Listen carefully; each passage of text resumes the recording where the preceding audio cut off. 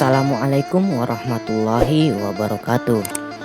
Apa kabar kawan religius? Semoga dimanapun Anda berada, kawan religius berada dalam lindungan Allah Subhanahu wa Ta'ala, dimudahkan segala urusannya dan dilancarkan rezekinya. Amin ya Rabbal 'Alamin. Kisah Abu Nawas kali ini akan mengisahkan tentang pertarungan antara Abu Nawas dan seorang ahli yoga yang bersekongkol dengan seorang pendeta. Alkisah, karena seorang ahli yoga sangat membenci Abu Nawas, maka dengan segala cara dia memperdaya Abu Nawas ini hingga akhirnya mempunyai ide untuk mengajak seorang pendeta untuk bersekongkol. Setelah mencapai kata sepakat antara pendeta dan ahli yoga, mereka berangkat menemui Abu Nawas di kediamannya. Ketika mereka datang, Abu Nawas sedang melakukan sholat duha, sholat sunnah di pagi hari untuk umat Islam. Setelah dipersilakan masuk oleh istrinya, mereka pun masuk dan menunggu sambil berbincang-bincang dengan santainya. Seusai sholat, Abu Nawas menemuiku, mereka dan bercakap-cakap sejenak. Kami sebenarnya ingin mengajak engkau melakukan pengembaraan suci. Kalau engkau tidak keberatan, bergabunglah bersama kami, kata ahli yoga. Dengan senang hati, lalu kapan rencananya? Tanya Abu Nawas dengan polos. Besok pagi, kata pendeta. Baiklah, kalau begitu. Kita bertemu di warung teh besok pagi, kata Abu Nawas menyanggupi. Agama Islam sangat menghormati pemeluk agama lain karena Rasulullah SAW mengajarkan demikian. Pada hari berikutnya, mereka berangkat bersama. Abu Nawas mengenakan jubah seorang sufi, ahli yoga dan pendeta mengenakan seragam keagamaan mereka masing-masing. Di tengah jalan, mereka mulai diserang rasa lapar karena mereka memang sengaja tidak membawa bekal. Hei Abu Nawas, bagaimanakah kalau engkau saja yang mengumpulkan derma untuk membeli makanan untuk kita bertiga? Karena kami akan mengadakan kebaktian, kata pendeta. Tanpa banyak bicara lagi, Abu Nawas berangkat mencari dan mengumpulkan derma dari satu dusun ke dusun lainnya.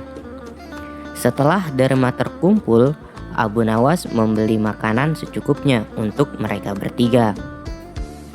Setelah itu, Abu Nawas kembali lagi ke pendeta dan ahli yoga dengan membawa makanan. Karena sudah tak sanggup menahan rasa lapar, Abu Nawas berkata, "Mari segera kita bagi makanan ini sekarang juga." "Jangan sekarang, kami sedang berpuasa," kata ahli yoga. "Tetapi aku hanya menginginkan bagianku saja, sedangkan kalian ya terserah pada kalian," kata Abu Nawas. "Aku tidak setuju. Kita harus seirama dalam berbuat apapun," kata pendeta.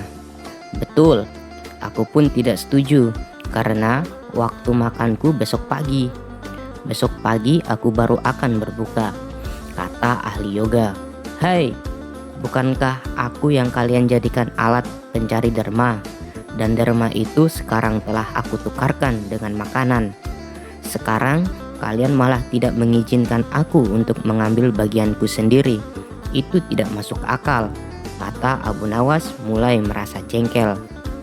Namun begitu, pendeta dan ahli yoga tetap bersikeras tidak mengizinkan Abu Nawas untuk mengambil bagian yang sudah menjadi haknya. Abu Nawas penasaran. Ia mencoba sekali lagi meyakinkan kawan-kawannya agar mengizinkan ia memakan bagiannya, tetapi mereka tetap menolak. Abu Nawas benar-benar merasa jengkel dan marah. Namun Abu Nawas tidak memperlihatkan sedikit pun kejengkelan dan kemarahannya itu. "Bagaimana kalau kita mengadakan perjanjian?" kata pendeta kepada Abu Nawas. "Perjanjian apa?" tanya Abu Nawas. "Kita adakan lomba. Barang siapa di antara kita bermimpi paling indah, maka ia akan mendapat bagian yang terbanyak. Yang kedua lebih sedikit, dan yang terburuk akan mendapat paling sedikit, kata pendeta menjelaskan. Abu Nawas setuju. Ia tidak memberi komentar apa-apa. Malam semakin larut, embun mulai turun ke bumi. Pendeta dan ahli yoga mengantuk dan tidur. Abu Nawas tidak bisa tidur karena perutnya lapar. Dia hanya pura-pura tidur saja untuk mengelabui kawannya. Setelah merasa yakin kawan-kawannya sudah tertidur lelap, Abu Nawas menghampiri makanan itu. Tanpa pikir dua kali, Abu Nawas memakan habis makanan itu hingga tidak tersisa sedikit pun. Setelah kenyang, barulah Abu Nawas bisa tertidur. Keesokan harinya, mereka bangun hampir bersamaan. Ahli yoga dengan wajah yang berseri-seri bercerita, "Tadi malam aku bermimpi memasuki sebuah taman yang mirip sekali dengan nirwana. Aku merasakan kenikmatan yang belum pernah kurasakan sebelumnya dalam hidup ini." Pendeta mengatakan bahwa mimpi ahli yoga benar-benar menakjubkan, benar-benar luar biasa. Kini giliran pendeta yang bercerita. Aku seolah-olah menembus ruang dan waktu, dan ternyata memang benar. Aku tidak sengaja berhasil menyusup ke masa silam di mana pendiri agamaku hidup. Aku bertemu dengan beliau, dan yang lebih membahagiakan adalah aku diberkatinya. Ahli yoga juga memuji-muji kehebatan mimpi pendeta. Abu Nawas hanya diam. Ia bahkan tidak tertarik sedikit pun. Karena Abu Nawas belum buka mulut juga, pendeta dan ahli yoga mulai menanyakan mimpi Abu Nawas. Akhirnya Abu Nawas mulai bercerita setelah didesak oleh kawan-kawannya. Kalian tentu tahu Nabi Daud alaihissalam kan? Beliau adalah seorang nabi yang ahli berpuasa. Tadi malam aku bermimpi berbincang-bincang dengan beliau, dan beliau menanyakan apakah aku berpuasa atau tidak. Aku katakan, aku berpuasa karena aku memang tidak makan sejak dini hari. Kemudian beliau menyuruhku agar segera berbuka karena hari sudah malam. Tentu saja aku tidak berani mengabaikan perintah beliau.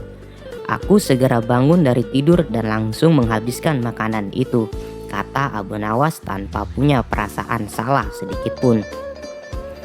Sambil menahan rasa lapar yang sangat, pendeta dan ahli yoga saling berpandangan satu sama lain. Kejengkelan Abu Nawas terobati sudah. Kini mereka berdua sadar bahwa mempermainkan Abu Nawas sama halnya dengan menyusahkan diri sendiri. Begitulah kawan religius, kisah yang datang dari negeri 1001 malam yang mengisahkan tentang pendeta dan ahli yoga. Semoga kawan religius terhibur.